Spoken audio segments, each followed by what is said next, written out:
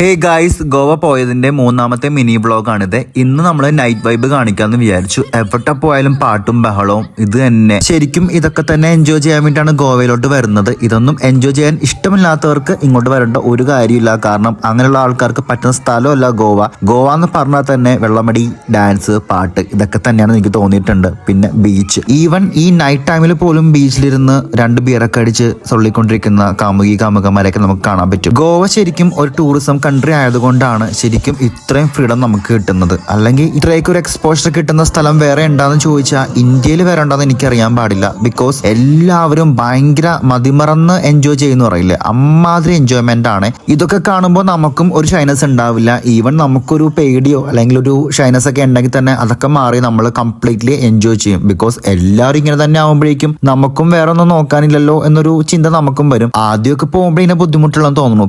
പിന്നെ ഓക്കെ ആയിക്കോളും.